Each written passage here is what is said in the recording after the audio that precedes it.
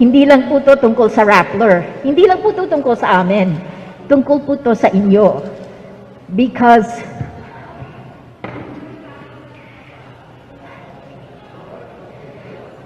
freedom of the press is the foundation of every single right you have as a Filipino citizen.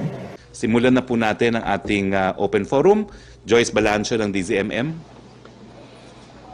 Yes, good afternoon po, Secretary. Ang Quezon City Government po, Secretary, naglabas po ng memorandum on additional guidelines on the extension of GCQ after June 15. May basbas po ba ng IETF for the LGUs to make such announcements when in fact wala pa pong formal announcement si Pangulong Duterte on the post-June 15 scenario? Well, wala pa pong announcement ng Pangulo, pero ang proseso po, matapos pong magkaroon ng rekomendasyon nung araw ng Wednesday, pinagbigay po alam sa mga individual na LGUs kung ano yung rekomendasyon para sa lugar nila. Kaya po nalaman ng pasiguro ni Mayor Belmonte kung ano yung rekomendasyon para sa Quezon City. At ito po ay ginawa naman para magkaroon ng pagkakataon na umapila ang mga LGUs. Okay. On anti-terrorism bill po, Secretary, nabasa na po ba personally ni Pangulong Duterte itong copy of the enrolled bill, and is he close now to making a decision whether or not to approve the bill? Hindi ko pa po alam, mamayang gabi pa lang kami magpupulong. Okay. Secretary, I know na nabanggit niyo na rin po ito sa opening statement ninyo on the conviction of Maria Ressa. Pero I just want to ask directly from you yung reaction sa kanyang statement because she mentioned this conviction to her as a cautionary tale to make people afraid. And she said this is not about Rappler or sa kanya. It's about the right of every Filipino because, I will quote her, freedom of the press is the foundation of every single right of a Filipino citizen. Wala pong basihan yan. She's barking at the wrong tree. Sinuportahan po ni Presidente si Alexander Adonis nung siya nagpunta sa UN Human Rights Committee. Ano pa ba po ang kinakailangang ebidensya na isa sa pinakamalakas na supporter ng freedom of expression at freedom of the press ay ang Presidente na ni minsan sa kanyang karera ay hindi po naghain ng kaso ng libel laban kahit kanino. Okay, follow up na lang po doon, just very quick. May mga senators po na Secretary? Yes, yes. Yeah, go. Senators? May mga senators na po, like si Senator Risa Hontiviros. She mentioned, and I'm also going to quote her, kung kritiko ka, pwede kang ipasara at pwede kang patahimikin. Takot sila, kaya nila tayo pinatatahimik. Any reaction? Wala pong basihan. Wala pong basihan. Sinuportahan po ni Presidente ang ruling sa Alexander versus Republic of the Philippines. Unfortunately, nabigo po si Alexander Adonis na ipatupad itong ruling nito sa pamamagitan ng kaso ng Roque versus Executive Secretary dahil ang sabi ng Supreme Court, hindi raw protected speech ang libel. So, yan po ay jurisprudence, hindi po ang Presidente. Yusek Rocky. Thank you, Secretary.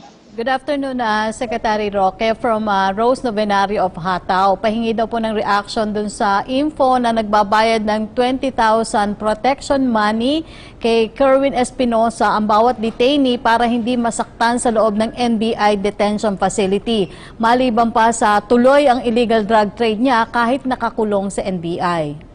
Wala po kaming alam dyan, bagamat ang sabi ko po last press briefing, meron pong investigasyon na nangyayari kay Kerwin, hindi lang po pwedeng i-discuss. Ongoing investigation po kasi.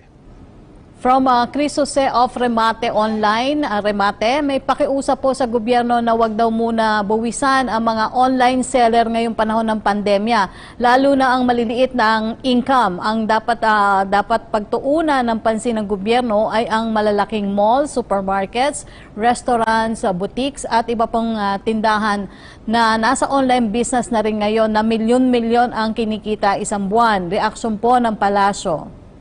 Alam niyo po, naintindihan namin ang hirap ng buhay. Pero itong pulisiya po, hindi ito bago. Itong pulisiya po na buwisan ang mga online sellers, nagsimula pa po nung si Kim Henares, ang BIR Commissioner, sa panahon po ni Presidente Noynoy Aquino. Pinatutupad lang po natin ang instruction at ang isang batas na pinasimulan ni Presidente Noynoy Aquino.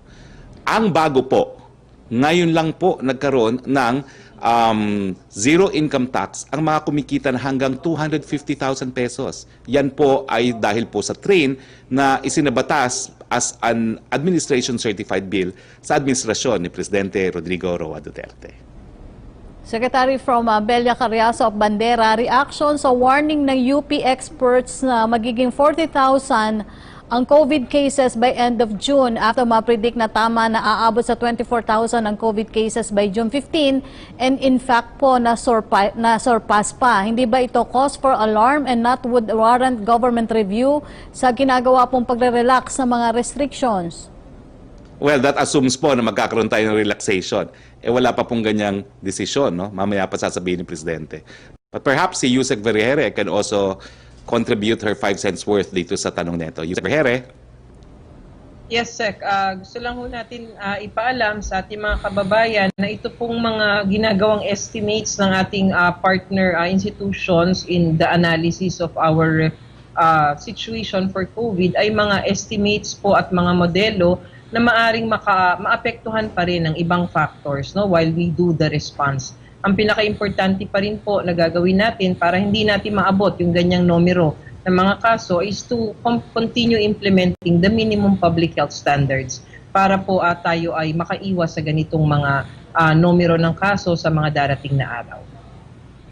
Maricel Halili of TV5.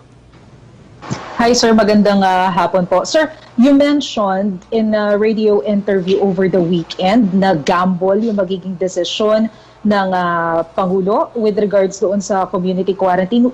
What do you mean by this, sir? Why did you say gamble? I didn't actually say gamble. I said it was a reasoned gamble, no? Kasi syempre, the right to life prevails, no? Kinakailangan pangalagaan ang kalusugan ng lahat. Pero nandiyan din yung karapatan na magkaroon ng hanap buhay. So kaya napipilitan tayo magbukas ng ating ekonomiya. At yan nga po ang ginawa natin under GCQ. So ang sinasabi ko lang sa mga opsyon ni Presidente, kinakailangan isipin nga niya yung obligasyon ng Estado, obligasyon ng kanyang administrasyon na pangalagaan ng kalusugan na kinakailangan ibalanse dun sa karapatan na magkaroon ng hanap buhay din naman ng mga tao. Sir, do we have an estimate as to how many yung mga possible COVID-19 cases should the government decide to relax the community quarantine, particularly here in Metro Manila, or can we afford to relax it? Again, that's speculative because the President still has to announce. Ang mga tanong niyo po is based on the assumption na magkakaroon ng further relaxation. We will find out po tonight. But then again, madali pong sagutin na yan kasi meron nga po tayong tinatawag na case doubling rate. Nasa ngayon po sa Metro Manila, almost 7 days na po. Pero hindi pa po 7 days. Ang alam ko po, nung huling presentasyon ng DOH, it was 6.9 days. So bitin pa to 7 days. So kung magkano ang kaso sa Metro Manila ngayon, kung doubling rate niya ay 7 days, then in 1 week's time, doble yun. No? Pero sa buong Pilipinas naman po, ay mas matagal na po. No? Yusek Vergere, would you like to contribute to this question as well? Yes, sir. Katulad po ng sinabi ni Secretary Roque, yun pong ating mga case doubling time at saka critical care utilization rate, yan po yung tinitignan natin, no, para masabi natin if makakapag-ease tayo ng restrictions o hihigpitan pa natin itong mga restrictions na pinapatupad. So ngayon nga, katulad ng sabi ni Secretary Roque, bumagal na ang period or ang panahon para magdoble ang kaso dito sa National Capital Region, even for the whole Philippines kapag sinuma mo ng isang buo, ano? And the critical care utilization rate is just about 35%. So ibig sabihin na i-utilize lang ng mga resources natin ay 35% pa lang for critical care. So marami pa tayong available na mga ICU beds, na mga mechanical ventilators. And that was the very objective of flattening the curve, for us to extend time, to have more time to prepare. At nakikita naman ho natin ngayon na ang ating kapasidad sa ating mga health facilities, laboratories ay tumataas. Think ito pong tinatanong nyo kung tayo ay magkakaroon ng easing of restrictions, it will all depend on these indicators that we have just mentioned. Okay, pero next Yusek, question. kung kayo po yung tatanungin, what will be your recommendation po on the part of the department? Bakit siya na-aresto? Sir, for the cyber libel, Sino nang nag-file? William Keng, sir. William Keng, nag-file, and then the resolution of the DOJ was released February 4, Panuorin. Tapos naglabas ng decision ng pagkagawa ng February 12, and then yesterday nag-execute ng warrant of arrest. Well, you know, once a case is filed in court, unless it is one of the offenses that can only be what you would call released through recognizance on your own, which are really very few. Once the rule is once the case is filed in court, talagang ano yan, yung lalabas ang warrant. Sir, they're saying it's an Pero kung sabihin mo na what can you say, I cannot say anything. I have yet to read. May nagsabi sa stage kanina, but said same answer. I cannot give you an opinion or say anything. Because they're saying, and some of international journalist organizations are saying this is an attack on the media. blaming the administration for it. That's what Maria said. Apart from it, actually, I do not really o babae pati bata. Wala. Hindi ko kilala yan si Deng. Frankly, I do not know him and what prompted him to file a case. I've been mayor for so many years. I've been the subject of all kinds of attack, personal and whatever, silly and everything. And even coming in Ugrales. There's filed 3 cases against me. All reached the Supreme Court. I was acquitted on procedural and substantive. Yan Duterte versus Sandigan, that's a leading case. Kasi dinbanda ako ng Sandigan, so I went to the Supreme Court on certiorari. I was acquitted. Yung isa, about the teachers program na binigyan ko ng added French benefits. Dinimanda rin niya ako. This is Supreme Court.